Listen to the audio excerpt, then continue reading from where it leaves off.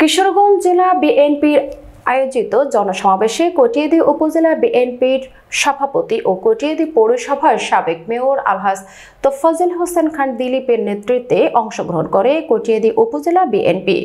এ সময় উপস্থিত ছিলেন কটিয়াদী উপজেলা বিএনপির সিনিয়র সহসভাপতি ডাক্তার জোহরলাল সাহা, সহসভাপতি মিজানুর রহমান স্বপন, শেখ জসিমউদ্দিন মেনু ও মোহাম্মদ শহীদুল্লাহ, সাংগঠনিক সম্পাদক খলিলুর রহমান, যুগ্ম সম্পাদক মাহফুজুর রহমান মিঠু ও শফিকুল ইসলাম ফুলু, আজমিতা ইউনিয়ন বিএনপি সভাপতি আব্দুল হান্নান, উপজেলা শ্রমিক দলের সভাপতি শরীফ মিয়া, সাধারণ সম্পাদক ফারুক লস্কর সহ আরো অনেকেই।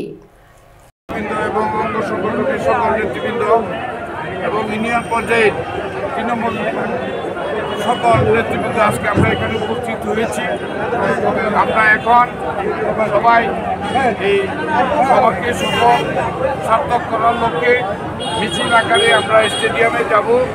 আমাদের নেতা জনাব শহীদুল সাহেবের এই মিছিলকে সফল সার্থক করার জন্য আমরা কটিয়াদী থানা বিএনপি তথা অঙ্গ সংগঠন সবাই ঐক্যবদ্ধ এবং এই মিছিল আমরা অত্যন্ত সুশৃঙ্খলভাবে আমরা যে সভাস্থলে করব, এটাই আমি সবার কাছে প্রত্যাশা করছি।